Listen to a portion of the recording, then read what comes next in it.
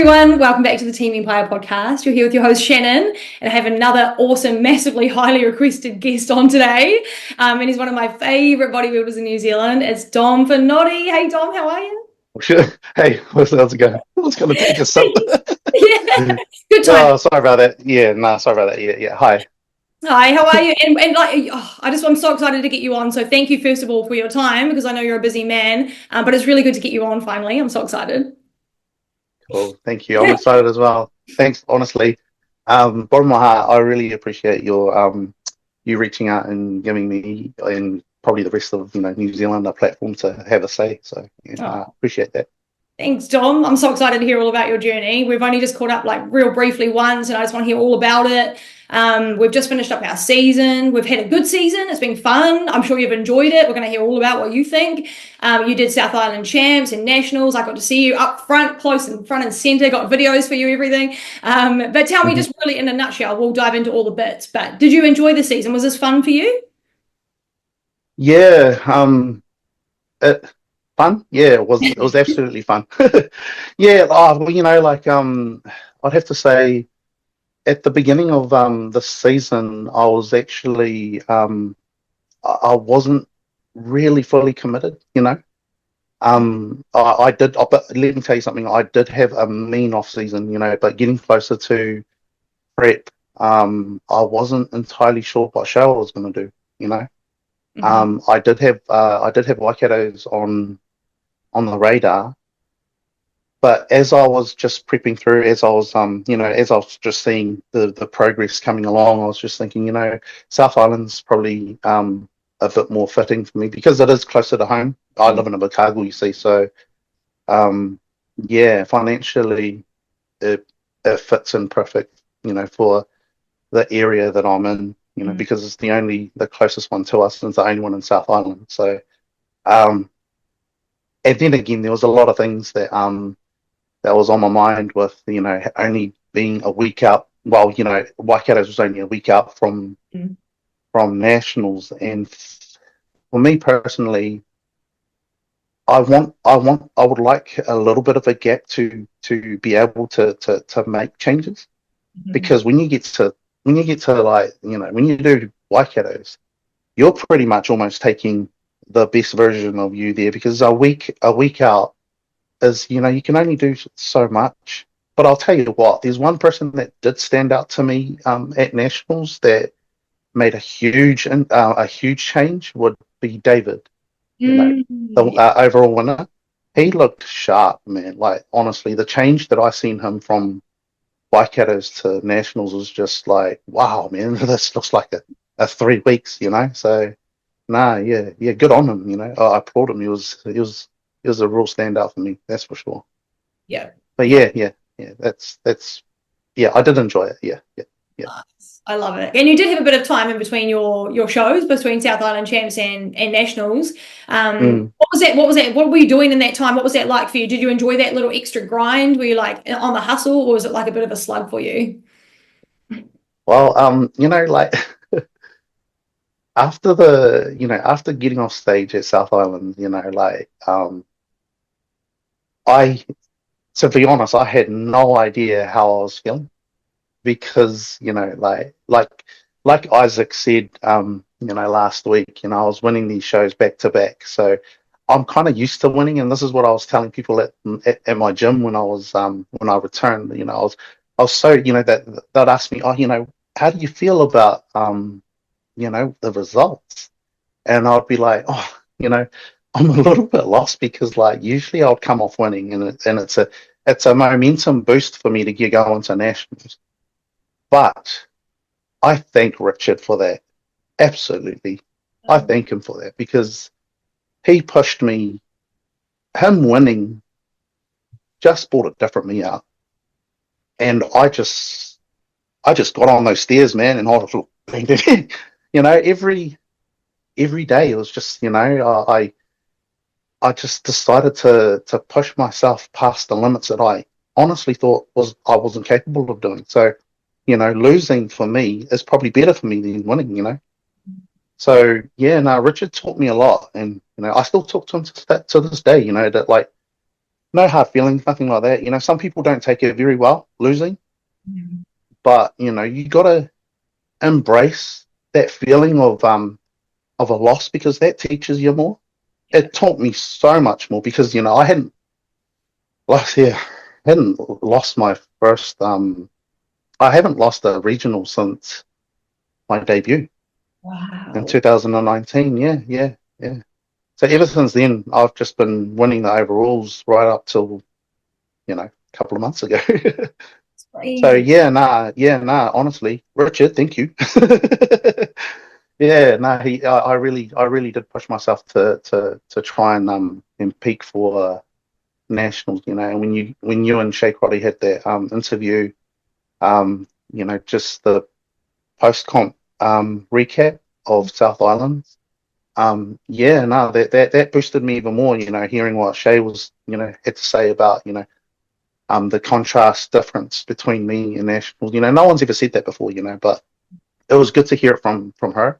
So that pushed me even more. You know, because it just gave me that drive. So I really did enjoy the process from South Islands to nationals because the changes I was making, I knew I was taking the best version of me. So yeah, no, I actually enjoyed it. No, thanks. In short, sorry for that long ass, I love it. Oh wow. answer. So Yeah. yeah. No, definitely. There was a lot going on in my mind, but Mm. I'm happy that everything panned out the way it did because if it didn't, I would never have been able to display the best Dom on stage at nationals, and I honestly believe it was. So Yeah. yeah, It no, was the best Dom. I was like, oh damn, he's no, been cool. fucking working up. Hey, I loved it. I love seeing Yeah, your no, comparison. thanks. Seeing anyone go from regionals to nationals is always exciting. Like, have they worked? Have they not? Have they gone backwards sometimes? But you were just like on, and it was so cool. But can you tell us about do you know like did you know Richard was competing? Do you pay attention to the other bodybuilders going into a show? Are you like aware or are you just like laser focused? I'll tell you now, I'm 100% different to every bodybuilder out there because every person that you've interviewed on your podcast, they'd say, oh, I try and block that out and stuff like that. Nah, man, I come from a background of rugby union, you see. So when we're leading into like next week's game, we look at videos and Mm. we analyze our opponents. That's what I do in bodybuilding. I shouldn't be telling people this, but this is exactly what I do in bodybuilding. So I analyze these people. So if you allow me to follow you, I'm definitely analyzing you, man. It's just a competitive nature in me, like I do like to see the best shots that people have, and you analyze it and you're like, you know what, man, I could probably work on a few things because that only just helps you, because at the end of the day, it's you versus you. I know everyone says that, but if you have so much faith in yourself that you could beat last year, then you ain't got to worry about that. Like seriously, like you know you're going to beat yourself, because if you have that faith, you don't even need to compete against yourself. You're now competing against people that are going to stand next to you on stage. And a lot of people don't want to come out and say that, like because they might sound like a dickhead or a cocky or whatnot. But I'm trying to explain it to people, in the most respectful, kindest way that the when you're on stage, you are in competition. For you to win, you have to beat everyone else next to you. You know, and for me, I do, yeah, get into the analyzing of my opponents, should I say, because it just helps me. But this is just me personally. It just helps me improve what I need to improve on because at the end of the day, the judges aren't going to look at you and then have a photo of you from last year and go, oh, yeah, no, he's going to win because he beat that guy. No, he's going to look at you and look at the next guy and say, hey, look, and it's not a good feeling if you're standing off to the side and you don't actually get a medal at all. Like, I can't say that's never happened to me before, but like, even getting like, for me getting second or third, it's cool. I love it, but at the end of the day, you do go home and you're sitting there and you're like going, oh man, I actually wish I did this. I actually wish I did that. What could I have done? And when then you actually go back home and you're like, oh, you know what? The whole energy is a little bit different. You know what I mean? Yeah. So yeah, no, I do like to analyze my opponents and stuff like that. It just helps me personally to improve, so that when I stand next to them on stage, I know it's going to be their, like a side chest or something like that. This is their strongest. I need to beat that. So you actually flex a little bit harder. Yeah, those are the things that I actually try and do to improve myself personally. So yeah, I love another it. long answer for a short question. I love it, man. It's going to be a good episode if we're going to be like, this is going to be great. So did you know Richard was competing? Because he come from a different federation. So did you see him? All right. Yeah, no, I actually knew he was competing. Right. I went in 2020 in 2019. I had just got back from nationals, and in between 2019 and 2020 off season, Richard walked into Snap Fitness, the gym that I was gymming at back then, and I looked at him and I was like, man, this guy's huge. Obviously, I didn't know who he was, and he had competed overseas. He's a pro, and he's an international pro. And I was just looking at him, looked at his calves, and I was like, man, this guy was huge. And it wasn't until like later on, like probably just end of 2023, I seen that he there was a post somehow, and he commented on it, and he said that he was I think he was going to do IFBB. So yeah, no, I didn't know he was coming, but I had no idea what I was expecting to see at South Islands, because that guy was chiseled, man. Like, I just couldn't believe it. I was just like, whoa. It's cool to see. I'm very anyone that brings a physique that is like, wow, I'm inspired by that, man. Like, I just look at them and I'm just like, how did you get there, man? Shit, like, that is so, but he's been around, like Shay probably said, he's been around for forever, and it's good to see, it's good to witness, and I love standing next to people that have earned their spot, Yeah. So I didn't know he was competing, but yeah, like I said, I just didn't know what he was going to look like on the day, and he looked amazing. Yeah, he looked amazing. He was good, eh? It was awesome to see. It was Yeah. such a So tell us about the show, because we did obviously the wrap up. You listened to it, and it was a bit of a crazy show. Like, the organization was a bit like hectic. It was probably the worst organized show for the season, and there's always one. There's always one when they're busy. But as an athlete and like a bodybuilder in the show, what was it like for you guys? Were you all good backstage, or was it a bit of a fuck around? Like, what was it like from your perspective? It was. It's a long day, so it would be nice to have like an area where all the athletes can go and actually just relax, rest, and put their feet up, and because at the end of the day, us being on our feet, for so long, it only just jeopardizes the hard work we've done throughout the whole year, because all those lines that you have in your legs, they disappear when inflammation comes in. And like, that's why this is what I explain to some people that aren't into bodybuilding, and they want to know what's going on backstage. What do you do and all of that stuff? We lie down and put our feet up, and they're like, why do you do that? Well, we try and drain all the fluids down so that we don't lose all those definitions when we're flexing on stage. And if we don't have a place to actually be able to sit and relax, it is a bit hard. It is a bit hard. So we're out in the foyer. Some athletes, but the good thing is that Mo allows us to sit in the seats and watch the show, which is good. So that's a bonus.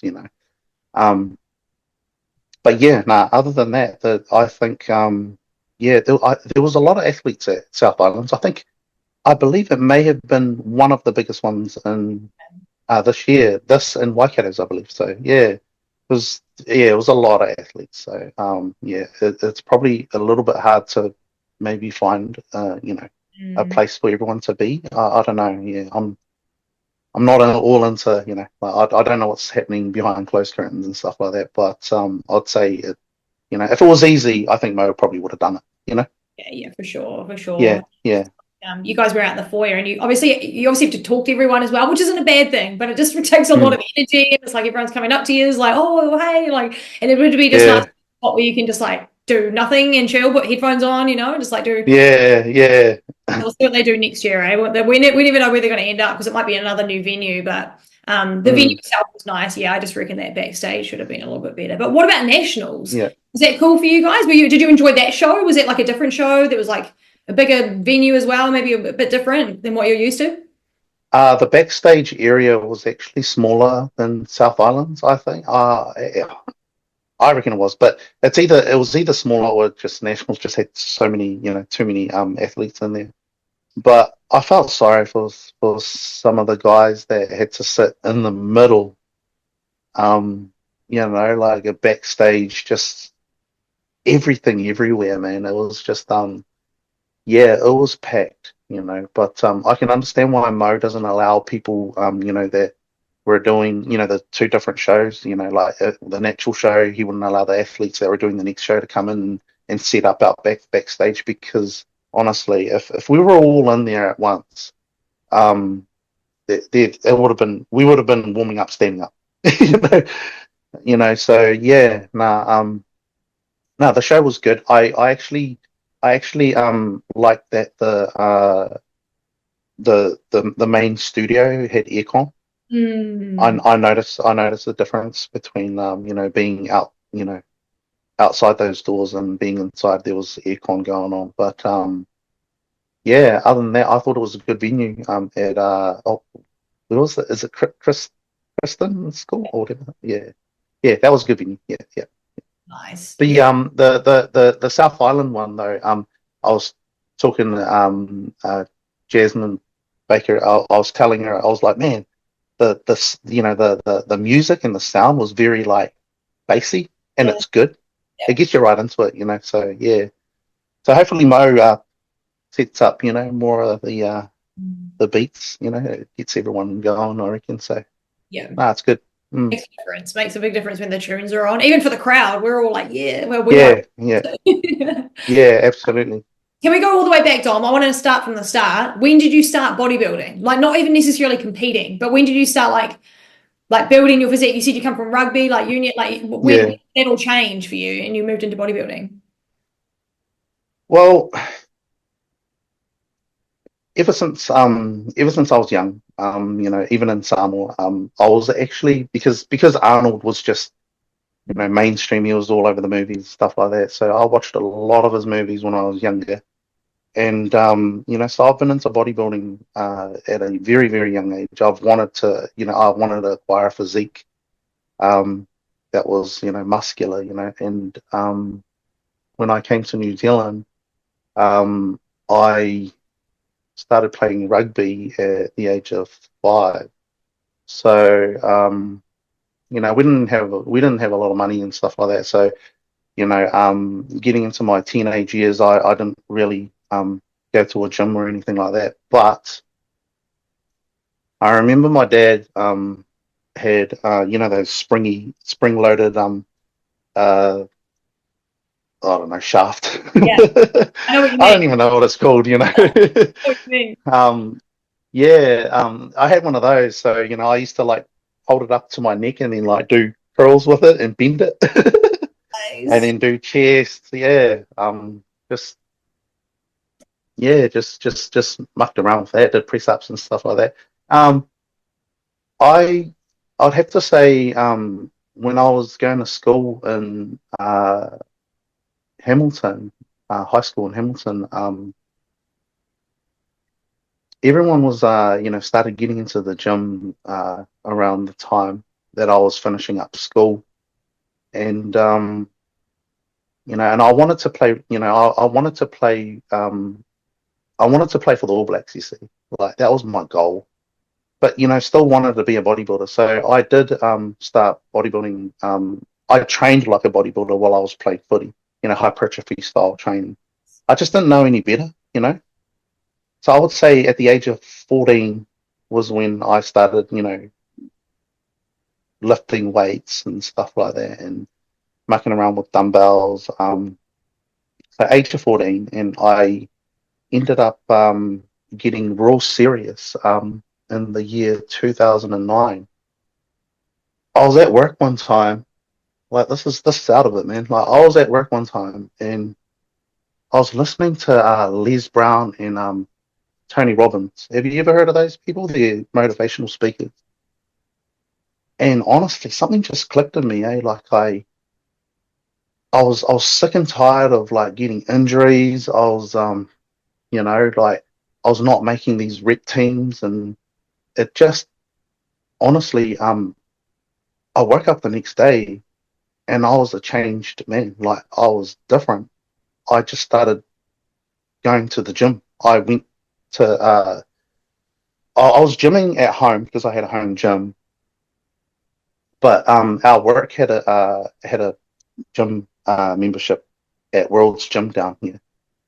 So I would use that gym membership to go to the gym while I was trying to like buy extra stuff for home.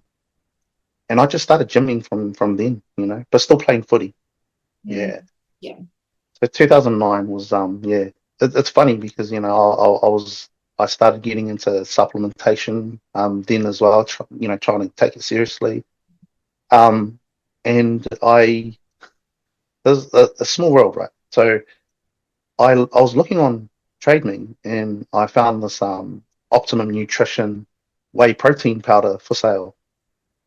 So I hit buy now, and this was back when you know like Facebook wasn't really big or anything like that. So I'm talking to this person that sold me this like whey protein, and I'm like, oh, you know, how often do I take it? Blah blah blah. And then all of a sudden I was just like, oh, so what's your name? And he's like, oh, Denver. Denver Chandy. So way back then, yeah, man, way back then, he sold me my protein shake, on Trade Me. Crazy. So, yeah, no, crazy is. So, you know, I keep buying supplements off him, you know, No Explode, pre-workouts and stuff like that. Yeah. So, yeah, but then, you know, I lost my cell phone and I wasn't able to buy any protein powder off him anymore because, you know, there weren't any supplement shops back then, you know.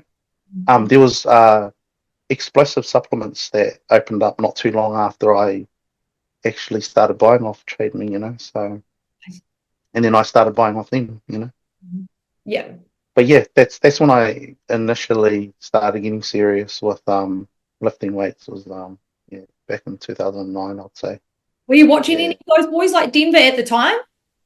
Nah, because like they didn't live stream any. Well, I didn't think they did. You know, it wasn't until probably say it was 2000 and 2018. I went to Blenheim for work.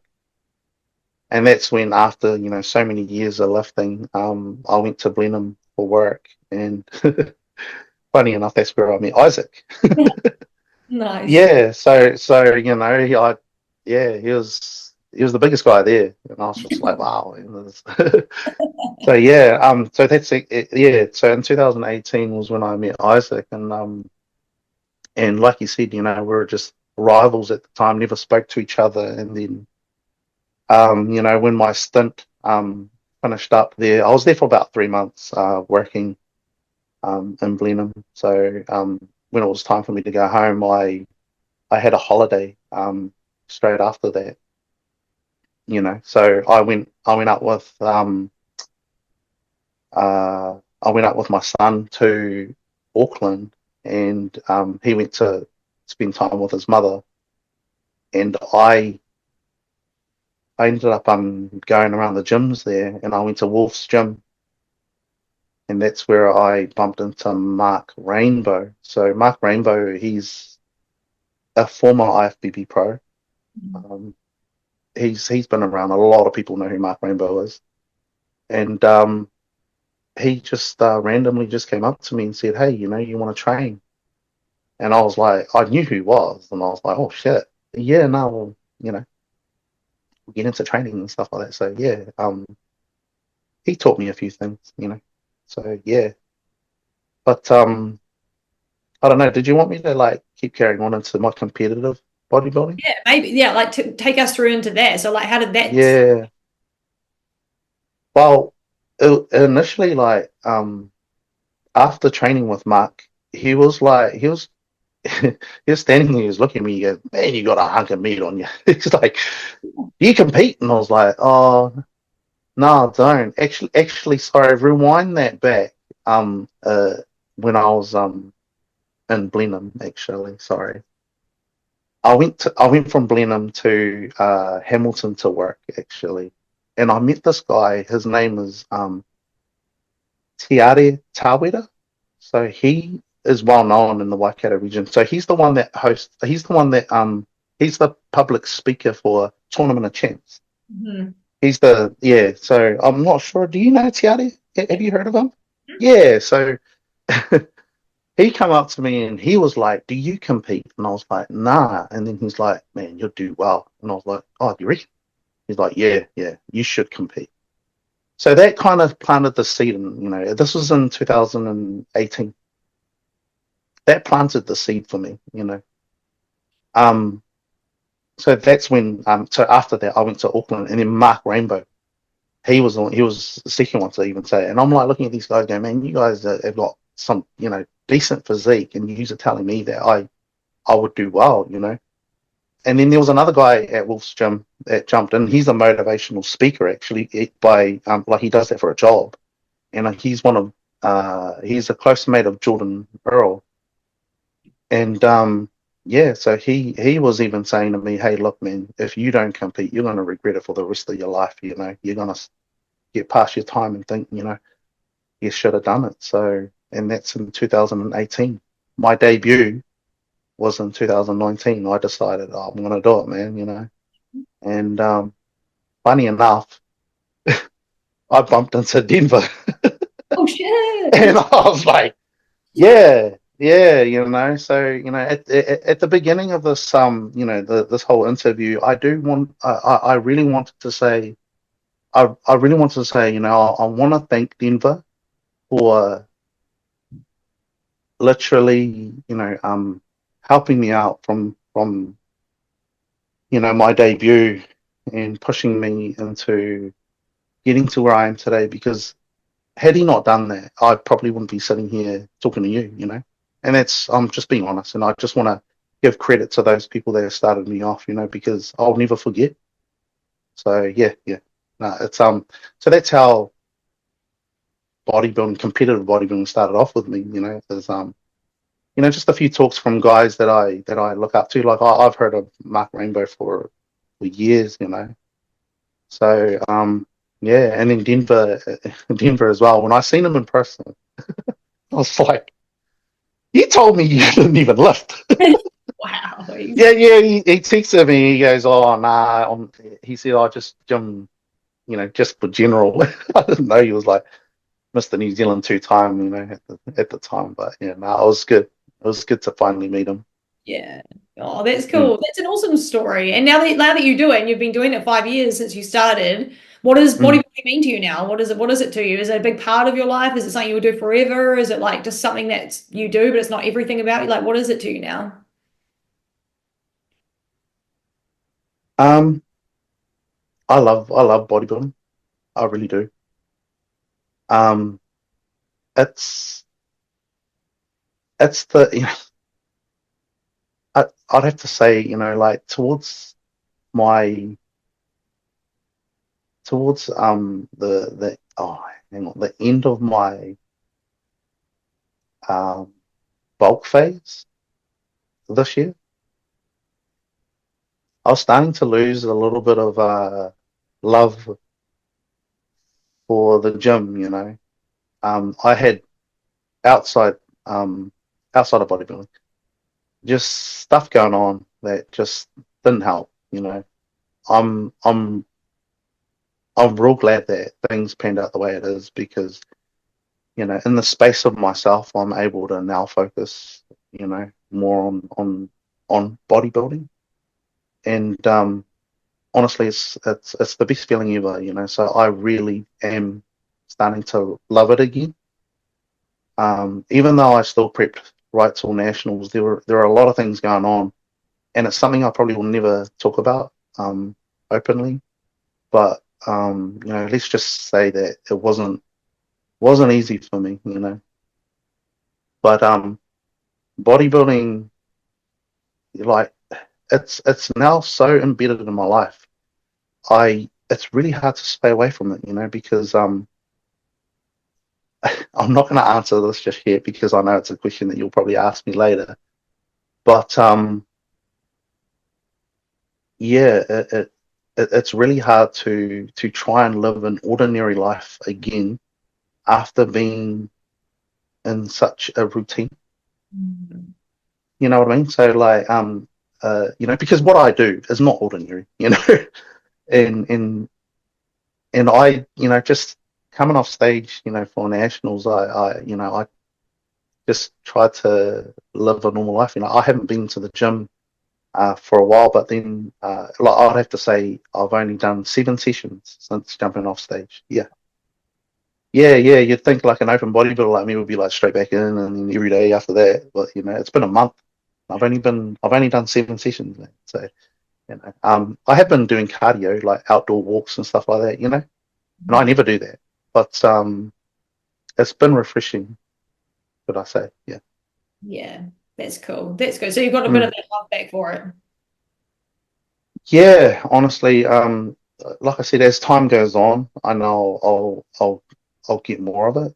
You know, it's just being in the space of myself has made me love it again. So That's cool. I love that. I'm glad you do because I just want to see more of you. So I'm happy.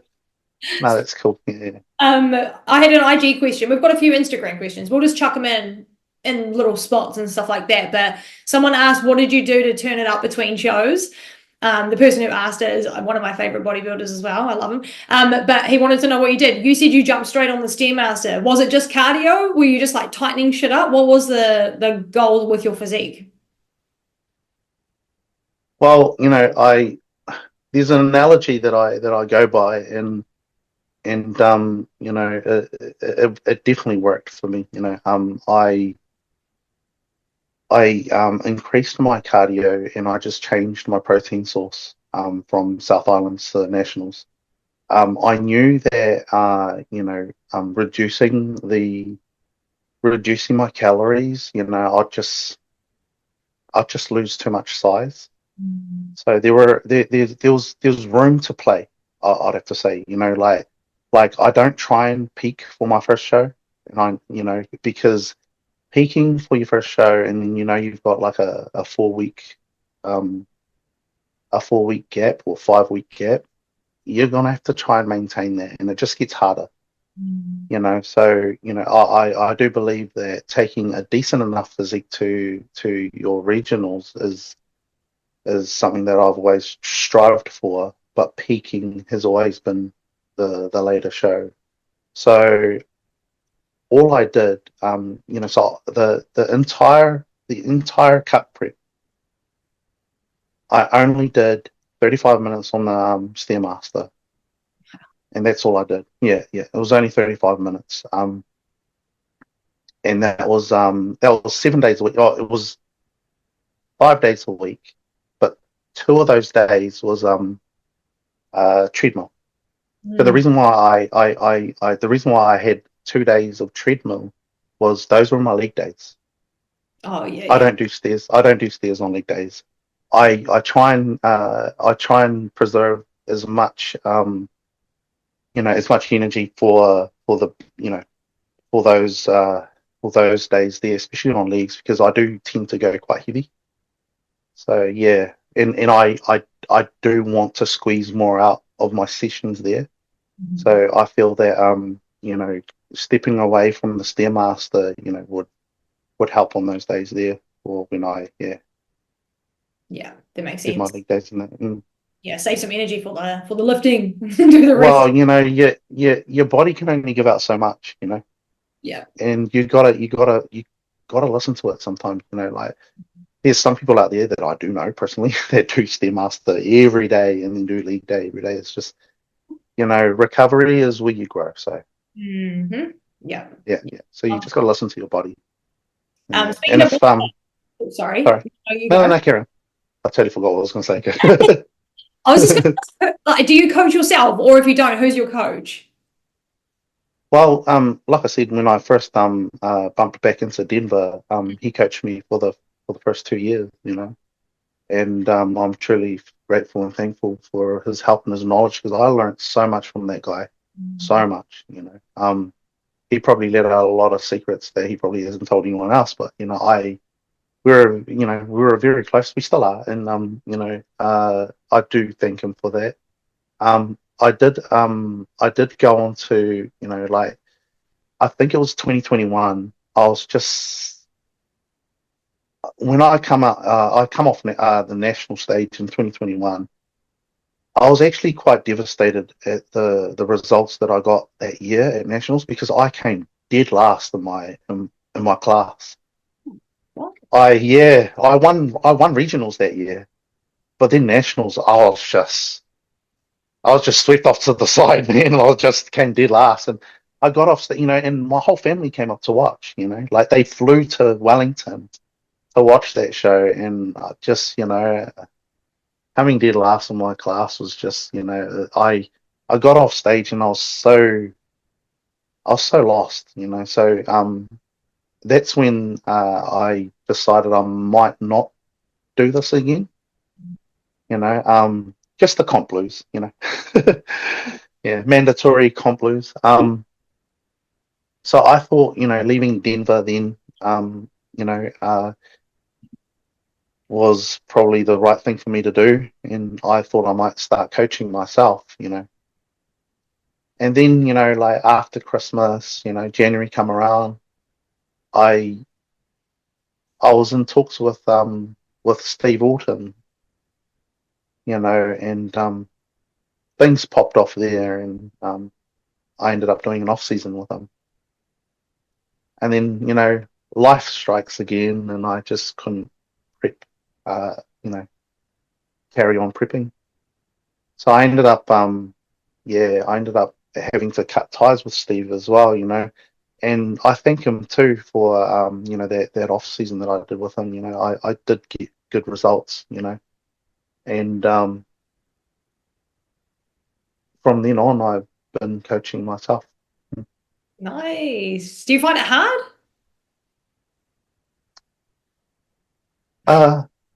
Not really. I mean, like, I think the hardest part is show day.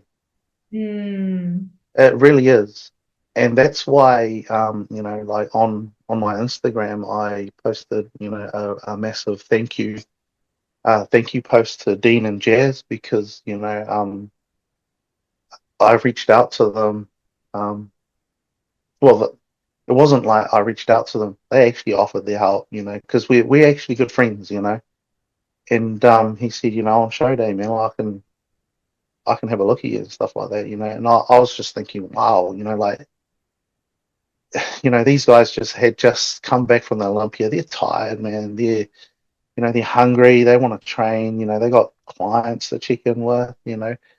Oh, and here's Dom wanting to.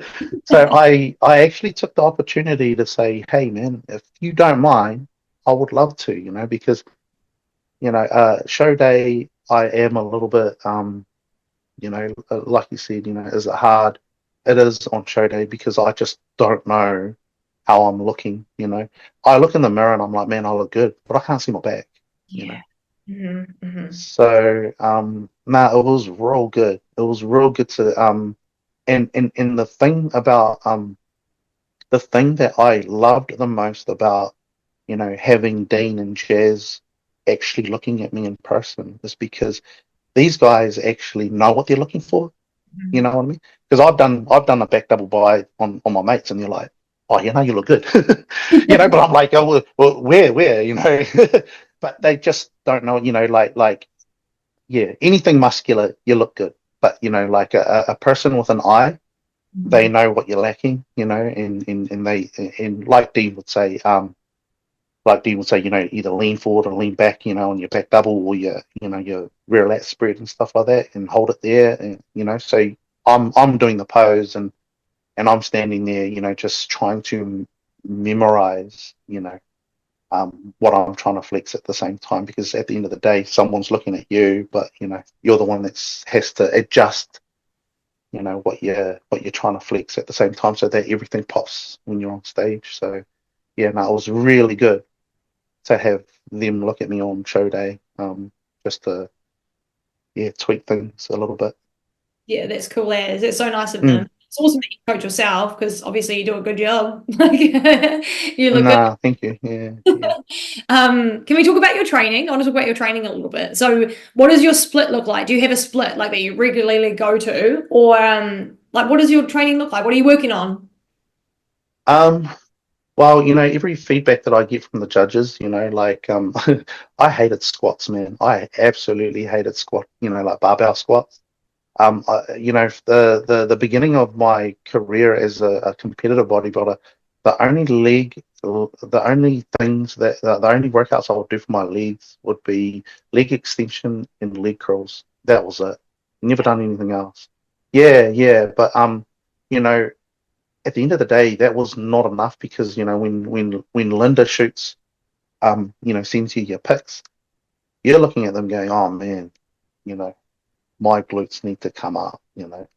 So unfortunately, I had to add barbell squats and hip thrusts and all of that, lunges, into my routine, into my split, because there was enough room there for me to add all of those in, because at the beginning, I thought it was good.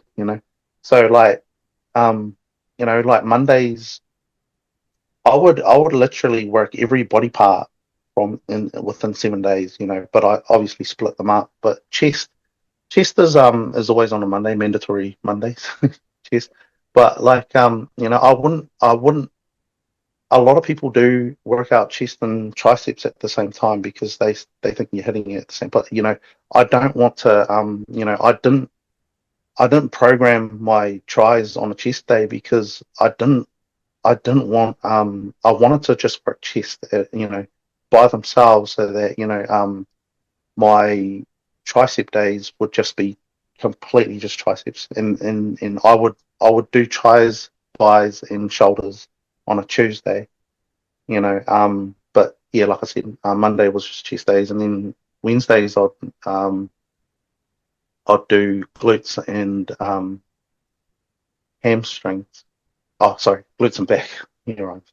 I'll do glutes and back, and then as like I said, when the judges gave me feedback, if your back needed to come up, I'd add in a couple of back days. So it's changed drastically over my competitive years. So and I do change it now and then as well, but prior to that, it's been the same, for so long. But yeah, uh, I've now added in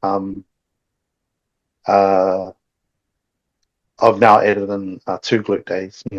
So it's not something that I would have done at the start, but it's an area that I need to work on.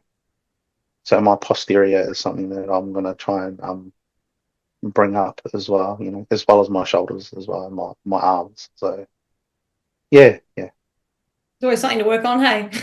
Yeah. I mean, like, I'm not too fancy like some of these other guys that have their split all. Mapped But out. yeah, Yeah. like the lead priest says, you just get it, and just like the outer head, the inner head, or whatever it is that you're trying to target. It's a tricep, so just work it. Do the whole So lot. yeah, I'm a bit old school. So yeah. I like it. I love it. And there was an Instagram question about your training. Someone asked, "What is your squat routine?" So I'm guessing that you're a squat man now. Obviously, you said you started doing squats, but what does your squat Mm. day or your leg day? What does it look like now? Um, I would still do, like I'll still do my warm up. 4 sets of like 20. Like I'd probably usually sit around the 61 kg on the plate for 4 sets of 20s.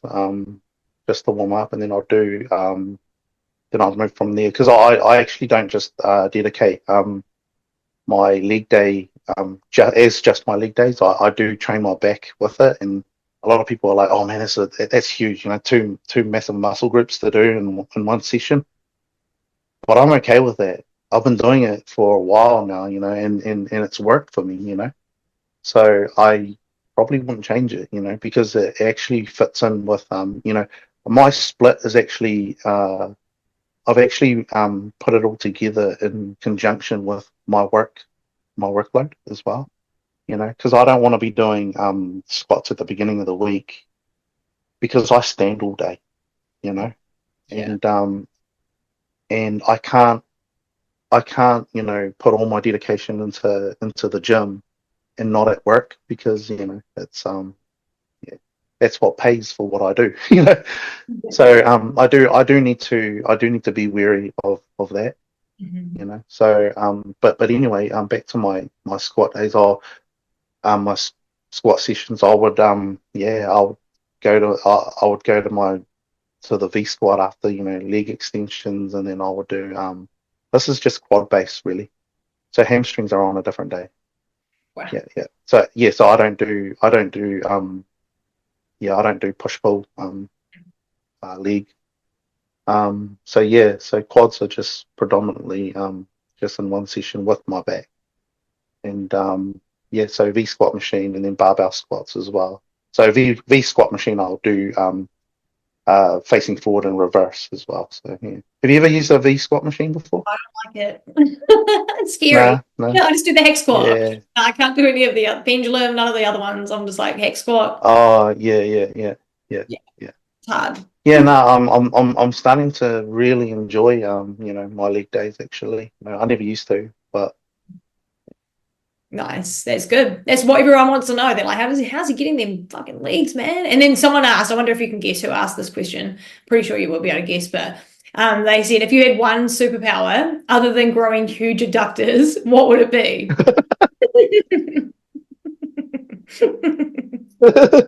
oh, is that Isaac?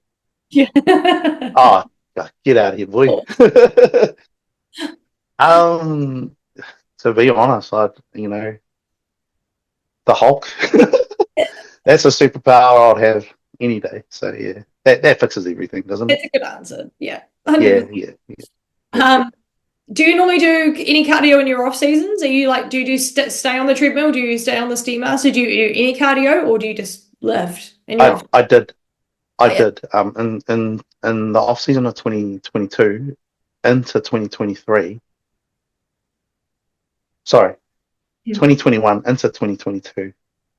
I did Stairmaster 5 days a week for the entire off season right till show day. Yeah. Oh well, peak week I didn't, but yeah, that was the only off season I did. I stayed on cardio, but the intake was just so much more. You know, like I was just hungry.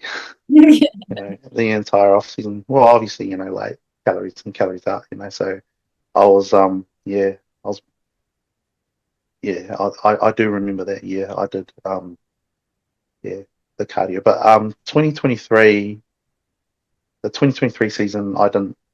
I just changed it up. I just changed it up a little bit, you know, and I found that you know, I had just so much more energy for my weight sessions. Yeah. So, you know, like in off season, I concentrated more on trying to build muscle instead of trying to, you know, all I did was just clean up my diet a little bit for the off season. You know, I mean, you could do one or the other. You know. Yeah. So I chose to eat a little bit cleaner. Yeah. Yeah, and it helped out. Yeah, it helped out big time. You know, like being in the gym lifting weights is probably where you're going to get your gains the most. Yeah. You know, so I mean, if you do want to do cardio in the off season, man, you know, by all means, go for it. You know, there's no problem with that.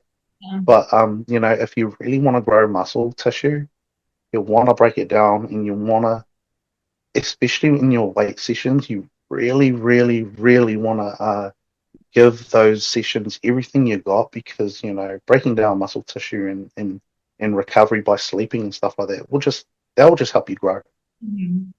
You'll grow more than you'll ever know. Yeah, absolutely. So, yeah. Love it. It's definitely a personal thing, or just like a situational thing. How much are you eating? It depends on how much cardio you're going to do. What's your favorite show you've done? Like out of all of them, have you got like one that was just like that one was sick, or like is there any that just stand out a lot? Yeah, my debut. Yeah. Just the same as what Isaac said. My debut was the show that I'll remember forever, man, because turning up to that show, I'll tell you what, I didn't know what to expect, but there was a guy that was standing in front of me, and he had a Crusaders top on, and he had calves I have never ever seen before. I'm telling you now, there's no one that's ever had calves like this guy since I've competed. I shit you not. Yeah, his name was Mateus, and he won. Yeah, he won that year, and he's such a humble dude, man. I will have to mention that he did help me towards my competition that I was going up in 2023 between South Island and Nationals. Like, he was in my DMs, and he helped me a lot, because obviously Dean come out of the woodworks there, and I was just like, what the hell is this guy doing? Where did you come from? It was just an eye opener for me, seeing Dean. But that's not the first time I have seen Dean. I've seen him the year before, and I was just like, man, I hope this guy doesn't compete, because, man, everyone's coming second. Let alone, I didn't think it was going to be me, but it was quite funny though. So yeah, Matthias helped me out a little bit there too. But like I said, I'm standing in line for registrations on my debut year. The best year the most fondest memories would be my debut. But in saying that, the most funnest time that I had on stage would have to be Nationals, just being in my class, and also overalls as well, and getting out and doing a pose down. Like, I've never jumped off stage, and just to let people know in the audience there, I didn't just jump off stage because I wanted to. One of the judges, Nabi, was like, "Boom, get down here." So I was like, "Okay." So like, when I jumped off, I didn't realize the stage was that high, but I was halfway going, "Oh my god!" Like, I was halfway down going, "Oh, fucking hell, don't break a leg or something like that, man." Because we're so dry, our tendons will be like so dry. It's just like, yeah, you could probably damage something for sure. I know a pro's done that before, but yeah. Scary stuff. No, not kidding. I actually want to ask about that, because I want to know random stuff about bodybuilders, because us bikini girls, we don't have a clue. We don't know all of these things. I want to know all of the things. So I want to talk about pose downs. What are they like? It's like before you probably know they're coming, of course. Like, that Mo's going to be like, all right, 30-second pose down, minute pose down. But do you get like, oh yeah, fuck yeah, it's on? Do you get like that real adrenaline, or is it just like, fuck, here we go, more work to do? Like, what is the feeling? I think the feeling will be different for everyone, on stage. For me personally, I'm like, oh man, like you just, you just done comparison rounds, and you're tired, you're trying to catch your breath, and then Mo goes, oh, you're 30 seconds pose down, and you're like, oh gosh, and pose down, you're trying to give it all you got, and the most common pose for pose down is most muscular, and that's one of the hardest ones to do, Yeah. And then, like, as like, when the time drags out longer than 30 seconds, you're actually running out of poses you can do, man. So you're starting, you're hitting side chest maybe 5 times or something like that, But yeah, definitely, my favorite pose for that specific time would probably be my most muscular. Yeah. I think that's I think that's probably my strength, in posing, to be honest. If I was to be honest, yeah. Nice. You do see a lot of guys at the back, like, just go, oh fuck, we're just going to stand back here and just let these guys kind of thing. So you're like, as soon as he calls it, you see all of you guys are like, okay, like you get that vibe, like, it's like, oh fuck, it's a bit of a job, but you guys do a good job of like making it like a battle, like, so it's cool. It's just like it's enjoyable for the audience, and we always really appreciate it, and we hype you up a lot. It probably helps you get hyped by the audience. Yeah, no, it does actually. But like I said, that's probably the time, like sorry, in the comparison rounds, if you're not if Mo hasn't moved you in, or if Thide hasn't moved you in to close the gap with whoever's the best in that class, that's probably the best time for you to go stand next to someone and be like, like look at me next to him, we're not that far or whatever it is. But yeah, it's probably the best time for you to stand next to someone that you think is leading in points, and then having a real good pose down with them, and then you follow them around. So yeah, no, it's good, and I do quite enjoy the pose downs as well. It's tiring though. I can imagine, man. You Yeah. guys are so hard. I was like, how are they still going? And you're down in the crowd, and then Mm, you're all up in the audience, and then you're back down, and then you're in front of the judging table. yeah. It was crazy, but it was really, really cool. What about in comparisons? You know how you guys are doing like your back double buys or lat spread, and you know how you touch each other, like you bump each other a little bit, and it looks like you're like trying to knock each other out. But like, do you use that as a bit of like momentum to like you push against each other, or is it just a little bit of like get the fuck out of my way kind of thing? I'll tell you something that I learned right from the beginning of my my competitive career, is that when I was watching Matthias on stage, like this is something I learned off the bat, and I asked him why he did it. Um, he was doing a back lat spread, and he waited until everyone else done their lat spread, and then he took a step towards the judges, and then did his. Nice. So I'll tell you what, I'll tell you this funny story at South Island Champs. So Rich has been around for years. So I was actually playing those tricks, stepping out of line and actually trying to hit my pose. And when I did that, Rich did the same. And it was just me and him going, and then, and I was like, oh yeah, this guy, yeah, okay, he's on, So yeah, definitely like that's something that I've always tried to do.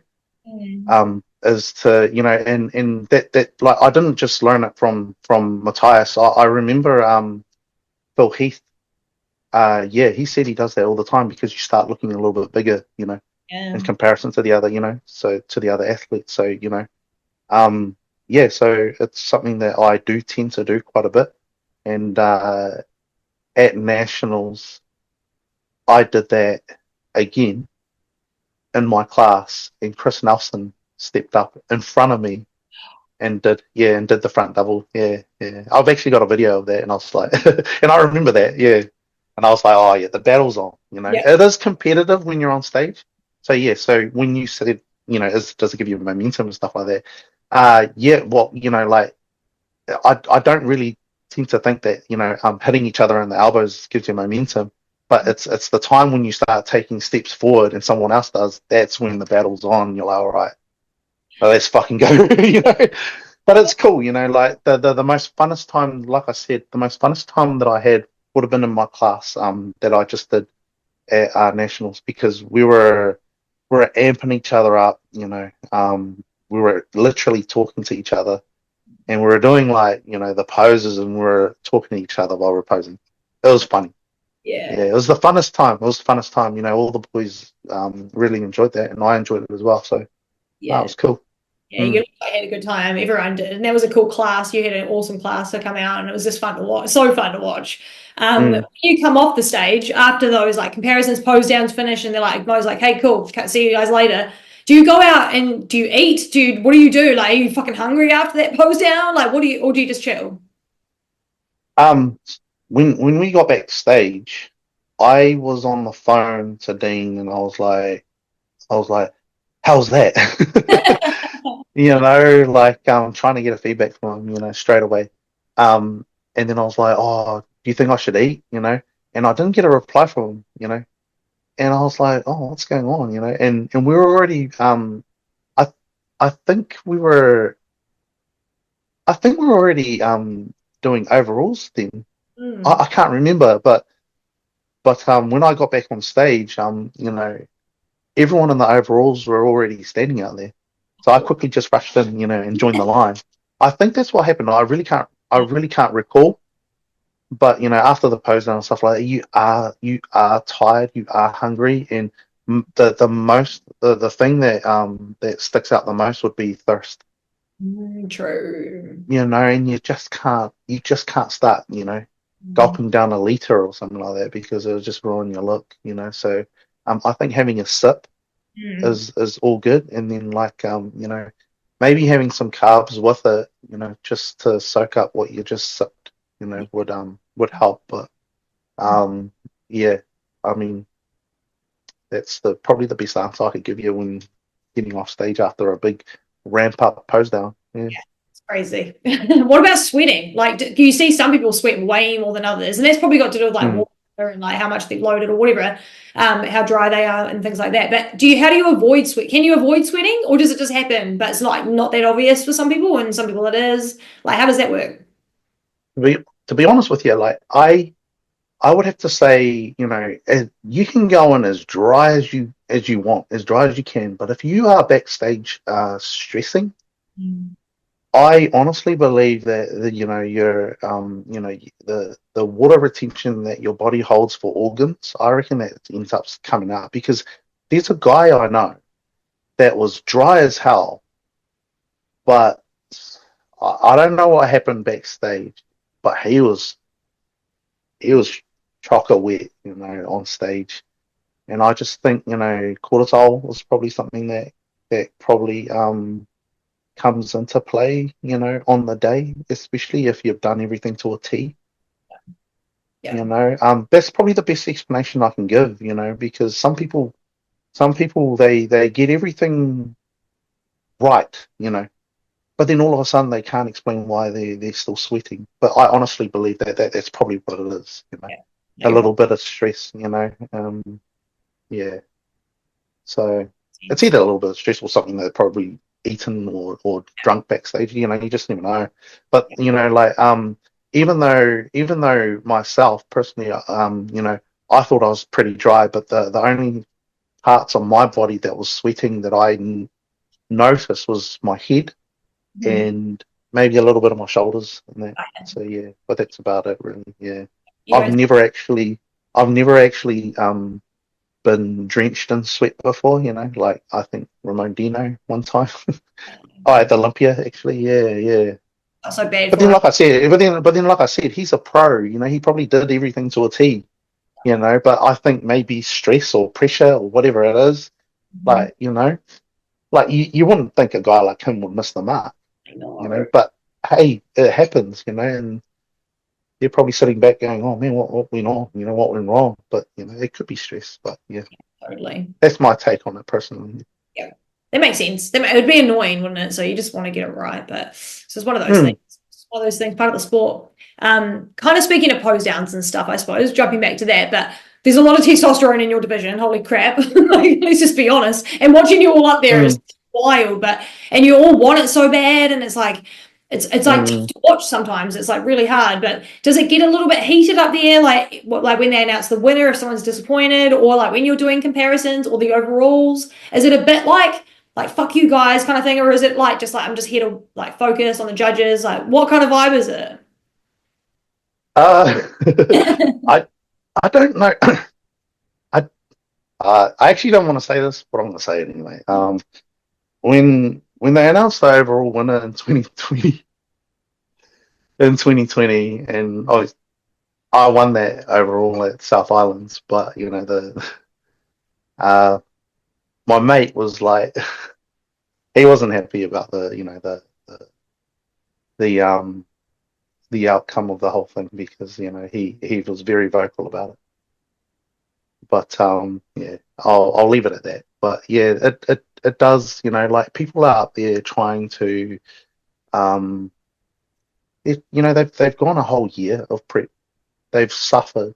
I can understand. I can understand that. There's a lot of testosterone on there, and guys just want to win. So it is a competition at the end of the day. Um, there has been mishaps, but like I wouldn't say it's anything that's very hostile. Yeah. Just yeah, just your normal. Yeah, like I've personally I've never gotten into any beef with anyone. that could get out of hand at all. Yeah, That's yeah, good. just normal pose down and stuff like that, and just real awards at the end. I Yeah. think that's what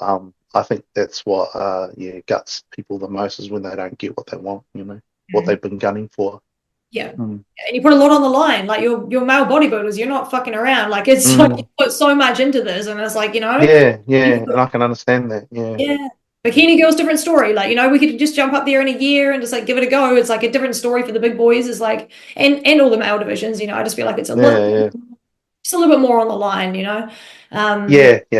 Need to touch on and just kind of like just to mention, I suppose. But on a fun note, how do you pick your trunk colors? How do you pick what color you wear? It's good. Oh, like I try and differ from the rest of the guys that get on stage. So I try and pick a color that hasn't been worn much on stage. I can't say I'll pick a color that nobody's ever worn before, because I could tell you now, there's probably every color's probably been worn on stage. So you try and just come up with ideas. Like I watch the Olympia a lot, and pro shows, and like I would have to say, with the with the pink that I wore at nationals, my latest one, that was inspired by Sean Ryder, who was Mr. Olympia in 2018, I believe, or yeah. He wore pink trunks. Like if you scroll down his page, they're like quite far, and he's standing there with pink trunks on stage, and I thought, man, that looks pretty gangster, man. Like yeah, and I would have to say those trunks, that color there was picked. That was picked probably 3 weeks out from nationals. So Oh. and I do have to thank Kirsty from FlexiWear. She's done an amazing job, man. Like she just got to work, made my trunks, and she was gonna send it down, but it wouldn't have reached me in time because I was heading up north uh, a week and 2 days before nationals. So it would have arrived here and I would have been up there already. But because I was going to the Waikato's, the Waikato show, I was able to pick it up from her personally. So it was good. Yeah. No, it was real good. Yeah. Can't wait to see what you do next. What color comes out? Some leopard print, like who knows? Like, Leopard. I'm not entirely sure if amateurs are allowed to wear yeah. like two different colors. Like I think that's in the rule book. Only Yeah. when you turn pro. Yeah. Because Martin Fitzwater, he's got some mean trunks, but they're two different colors. Love And I've them. always wanted to do that, but like I would hate to wear it on stage and then my goes, get off. Not risking So that. yeah. So, Yeah. So so yeah.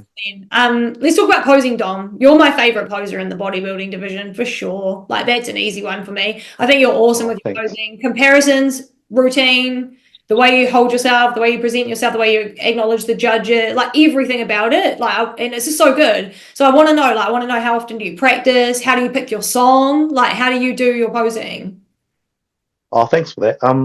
I when I started, posing, I actually asked Denver. I was like, man, do you think you can teach me some posing? But obviously he's a busy man, so he just said, oh, just look up YouTube. So yeah, I did look up YouTube and stuff like that. At the start of my career, I was doing bodybuilding and classic, so I learned a lot of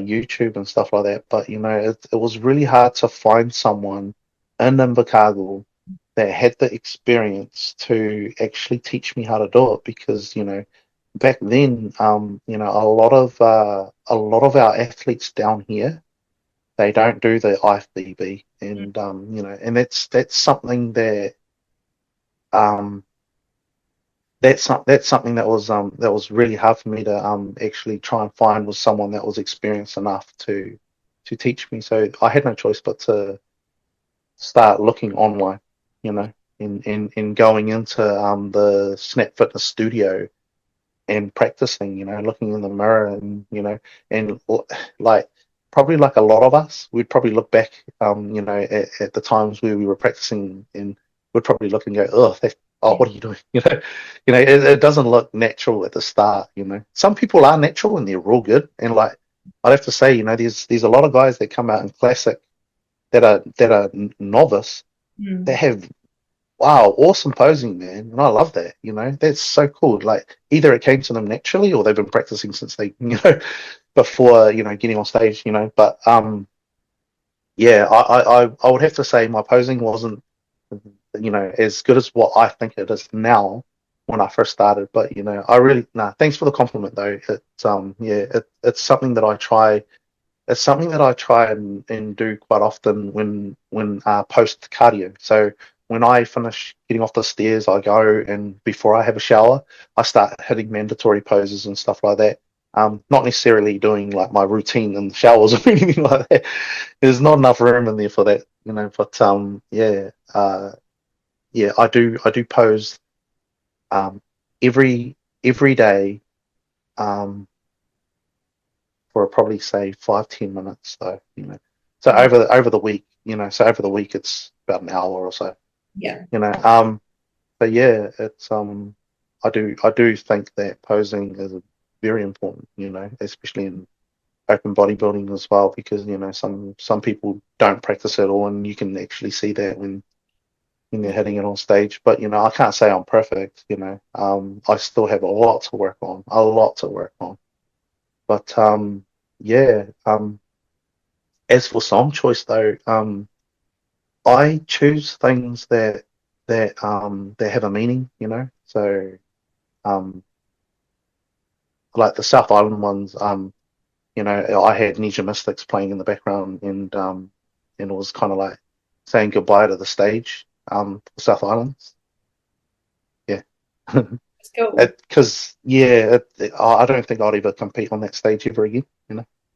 So there are other regionals, but it's a decision I made probably at the beginning of the year when I was actually going through some shit. But but who knows? Things can change. Like I'm a strong believer of never say never. So yeah. But yeah, so song choice definitely comes down to the time and the meaning behind it. So nationals, when I did my routine, that was dedicated to my my mate. Cool. He passed away. So oh, that was cool. There was a nice routine too that you came up with then, and they're all a little bit different, eh? Do you just add like little pieces into them, or what do you do with that? Like just the beginning and the end, or whatever? yeah, I do add a few pieces to it, to change it up a little bit. But a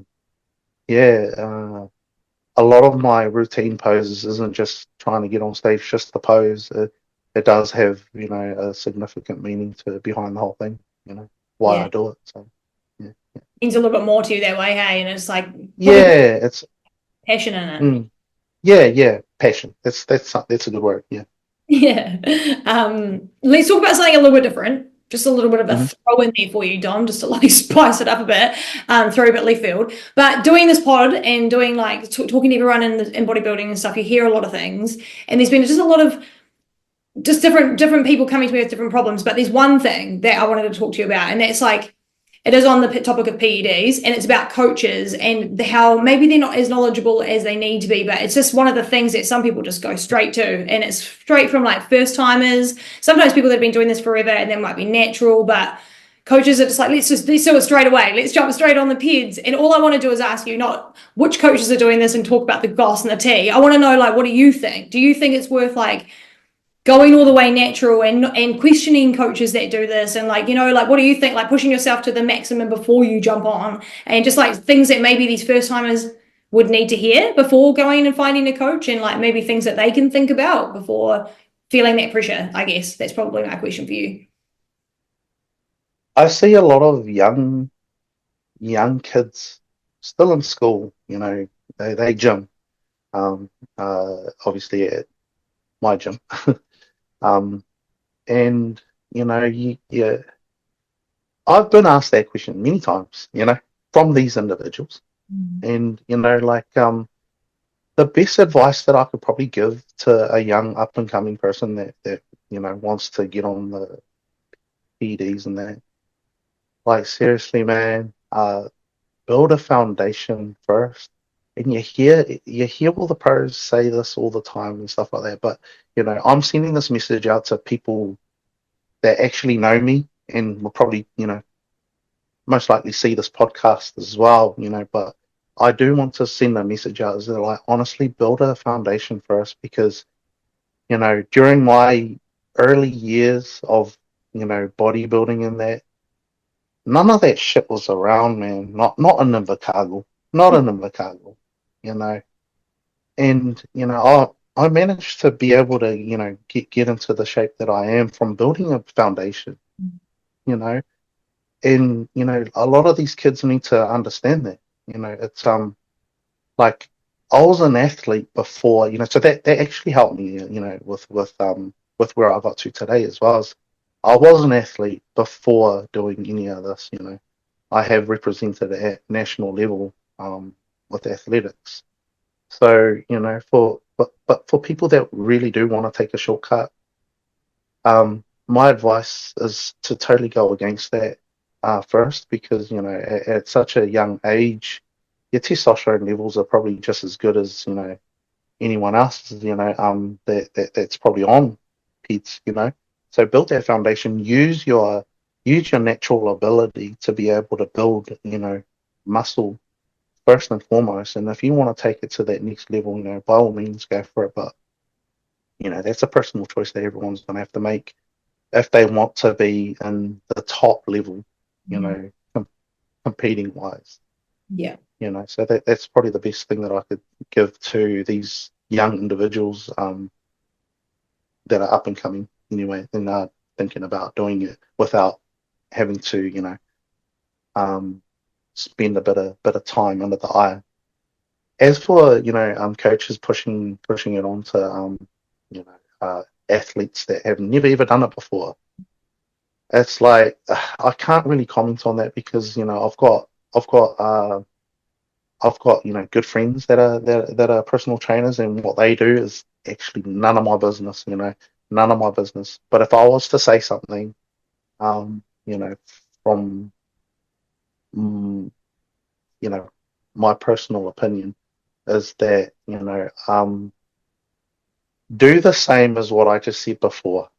Like, if your coach is like telling you to take this and take that, I'll probably try and talk to someone else, and see what their perspective is.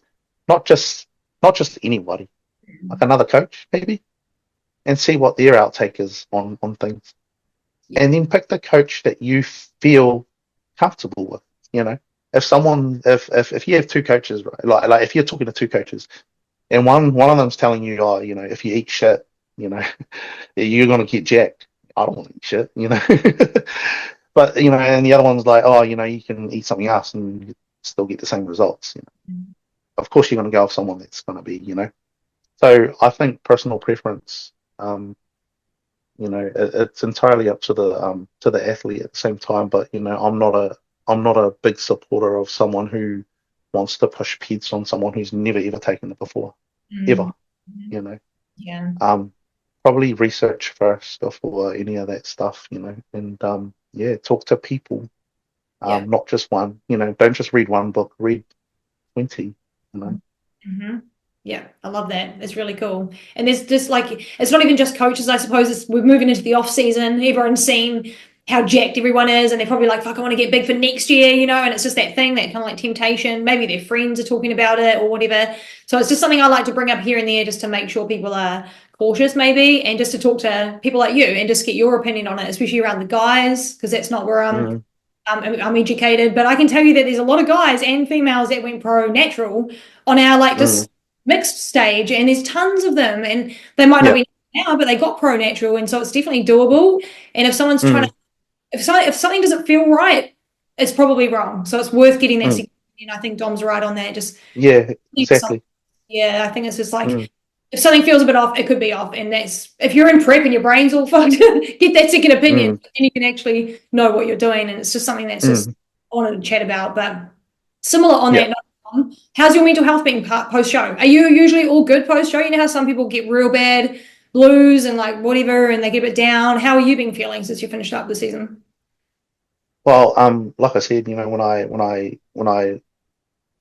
I didn't get the overalls in South Islands, I was sitting there, I was just sitting there questioning myself, going, what the heck just happened, So my mental health from then was a bit like, honestly, you need to get back on this horse and just give it everything you got. So, it was a few days of the comp blues, I'd have to say. Because Monday I rang in sick and I was like, look, man, I physically can't come into work, physically, emotionally can't come into work, And they understood, they understood that. So yeah, mental health was just a little bit on the downer after the South Island. Nationals though, like hey man, I made overalls, so like I got to be happy with that because I was just sitting there, I was sitting there in my motel and I was just thinking, man, well, like this is, I've been through this so many times, I'm having a shower and all this tan's coming off me. And that's when you start really going into deep thought, when you're looking down at the tan, you smell like tan, and you're just like, oh man, what the hell do I do with my life now? So um, I wasn't too bad actually because I was still in Auckland and I stayed in Auckland for another week, Um, oh, sorry. I stayed in Auckland for another 3 days actually, and I just ended up yeah, like just enjoying the food that they had up there and stuff like that, just stuff to do. I've never walked up One Tree Hill before, and I did that. So mental health was actually pretty good because I was in a city that I used to call home. And it was good. It was good that I wasn't on a plane straight away and then back home and then like because there's not much to do in Invercargill, to be honest with you. And I would have felt like I was in a box. So back to just looking around at the things that are familiar with me and just feel like I'm trapped. So I'm glad I took that the few extra days in Auckland to just chill out, relax, get my mental health all settled. Going to Mission Bay and just having a wee walk. It was good. It was good to just have that to help me get back on track. Just easing out of getting off stage. So it wasn't too bad. That's probably the best answer I can give you on the mental health side of things. It's good. It's positive. I mean, it's positive. It could be a lot worse, right? Yeah, yeah, absolutely. And a lot of people do go through the worst. So Yeah. yeah. And how did you feel about Chris winning? I don't know. Are you close with him at all? Do you know him at all? Like, do you like his physique? Like, were you happy for him? Like, how was that feeling? Honestly, absolutely, I am absolutely happy for Chris. I hadn't talked to Chris much at all.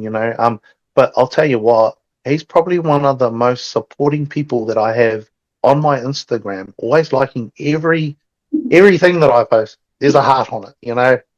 And I think that's cool. I think that's cool because I try and heart as many things that I can, just to show, that person on the other end that, hey man, fuck, you look cool, or that's mean, or fuck, I got your back. I'm supporting you. That's a sign of support. And Chris has given me that since like he did have a page a couple of years ago, but I think that he shut that one down and opened up a new one. Um, so we started following each other before the Auckland champs, and I've been vice versa. I've been supportive of him as well. By hearting everything that he puts up. His physique, wow, man, like it's well put together. Well put together. He's got lats like biceps, so they curl down like that. They don't taper.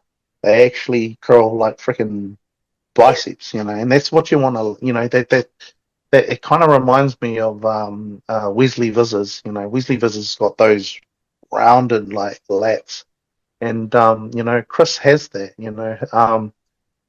His transformation from so me and him debuted. I think we debuted the same year, 2019, and the amount of gains that guy has had, and since then till now, has well surpassed the gains I've ever made. And I'm like, wow, man. And you know what? And for him to be on the podcast as well, and just to tell his side of the story, like I watched the whole thing, man. I was just like, man, you know what, man? Fuck, you're the man, bro. Like he is the man, and he deserved it, up on stage crying, like, man, that's passion right there, and I support him 100%, I do wish him all the best for the pro side of things, because it doesn't get any easier than where he is now. So, but I'm sure he'll be up for the task, because he's well, he's looked after by a very established coach as well, with Team Next Level. So yeah, all the best for him. But yeah, he thoroughly deserved it, 100%. It was a cool battle. It was fun to watch. No one knew who it was going to go to, so it was just fun to watch. Yeah. Congratulations, Chris. You did awesome. And what about Olympia? Did you watch Olympia? What do you think about Yeah, I did. Yoni, and what do you think about the boys? Man, I honestly thought they were gonna reward conditioning, which Hadi Chupin had. But Samson his physique's very unique, very unique. I don't think we'll ever see one like that in a while. Because he's got size and he's got roundness. He's quite 3D as well. So and not only that, he's got a very classic sort of look as well. Really, he's really wide in the shoulders, big in the legs, and quite a narrow waist as well. He's not very blocky because he's actually taller than the other guys, but he holds that size very well. So I think, I think they rewarded, Samson, and made him Mr. Olympia for all the right reasons. He's a good ambassador, man. Like, honestly, but other than that, couldn't be more happier than having someone, like Samson to represent, to stand there as the best bodybuilder in the world, because he actually looks like one. Yeah, it's cool. It's so cool to see. And there's lots of people that are Olympians that aren't Americans now. So there's a lot of UK, there's a lot of Brazil, there's a lot of, it's like America's getting taught what's up, and it's just going to be fun to see everyone come back. Do it again. Yeah, absolutely. There might be some more Kiwis there next year. Who knows? It'll be fun to watch. What are your what do you want to do? You obviously want to go pro, and what else do you want to do? Do you have like big visions for like Olympia or anything like that, or are you just like one step at a time? I'm more the second one. One step at a time, because having like I said, I've always wanted to be an All Black, and that was a goal that I've strived to do, but I think I did it wrong. I should have looked ahead at what was going to come first, instead of looking looking so far ahead, and wanting to be something. And there are steps in between that you need to take to get there. So how I would look at it now is I've got to turn pro first. I do have to turn pro first, and then everything else will probably manifest from there, because you don't know how you're going to feel when you turn pro. You might turn pro and not want to do it anymore. Like I was really surprised that my mate Matthias, he debuted, turned pro, and then just threw it in. And he was I'm going to say it on here. He was the one person that Mo said he would have taken to the Olympia, and I'm going to say that openly because it's true. He had a physique that was just, you've never seen it. Like the O'Malley brothers there, they look really good. Everyone looks good, but Matthias bought something that was just, and a lot of people will agree. A lot of people will agree with us. He just bought something that was just, you don't see it in New Zealand. Like, he was Phil Heath-esque.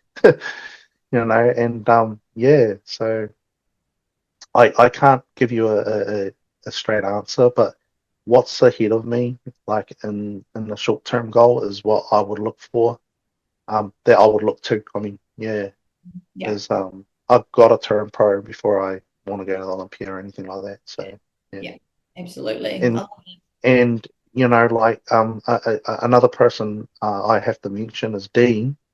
He's got a physique that I believe is very competitive and will be competitive in the 212 division if he seeks to stay in 212, because I know he's getting bigger.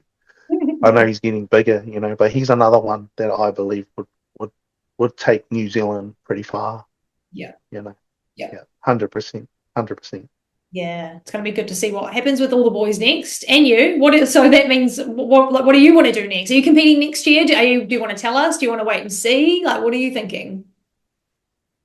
Um, I don't actually know what I'm actually doing, to be honest with you. Like, I've done 6 years back to back, so I can only probably vouch for one other person that's done 6 years back to back, and that's Casey, who's flown over to Thailand. Yeah, I've seen him at every show, and we've taken a photo at every show Yeah, as well. So yeah, nah. So there's other people out there. Forgive me if I haven't mentioned you, but yeah, it's a long time to be on prep, you know. for sure. So I will weigh up my options and stuff like that and see what the goal is. Like I said, I'm a strong believer of never say never, but at the moment, for now, I'll give you an answer. You probably won't see me on the stage anytime soon. Yeah. Ooh. But you'll be back at some point. I'll I'll give a little hint. If I do, I've never done this before. Like having a complete 1 year off season. Yeah. But I'm going to state this now, man, because I really don't care. If I do this off season and come back in 2026, I'm I'm getting that pro card no matter what. Yes. 100%. I want it. And if I'm gonna do it, right, I'm gonna do a real good off season. And instead of coming in and making it close, I want to grab that pro card with both hands. Just like how Dean did it. Yeah. And that's what I want. I'm not going to sugarcoat it and say, oh, no, because that's what I want. Mhm. So yeah, definitely. So yeah, that's what's going on at the moment in my head. But if you see me on stage next year, I don't know. Just, Could happen. yeah, Who knows? yeah. I don't know why I would, but yeah, because I do need to build size, to be undeniable. Yeah, I would say that the nationals, or that's just been it probably was a lot closer than what I think it was, but I wouldn't know until the the actual scorecards came out. The scorecards came out, but it only just tells who won. But not the not the point not the points differential, which Yeah. they did in 2023. It would have been good that if they did that, just to let us athletes know how close it was. Because at the end of the day, us seeing that can be motivating or not. But but it would have been good. It would have been good to see it. Yeah, yeah, Nice, for Dom. sure. Well, I'm excited to see you back whenever you come back. And I'm excited. I'm just going for you for the pro card. I was going for you this year for the pro card. I was like, Dom, woo! But Chris just snuck in there and got it. But it's yours next. Yours next. Thanks. I'm backing you on that 100%. Awesome. Thank you. But that's pretty much all I have for you today. I've got a bit out of you, which is cool. Yeah. Got to Cool. Nah. Awesome. know. Honestly, Shannon, I got to commend you for for being the platform. Like no one's doing this. And you're giving all the athletes some airtime to actually give their point of view on how life is as a bodybuilder. And you're covering like you flying to Christchurch and covering that show. I honestly applaud you. Thank you so much for the opportunity for allowing me to come on your podcast and giving my point of view of from my angle.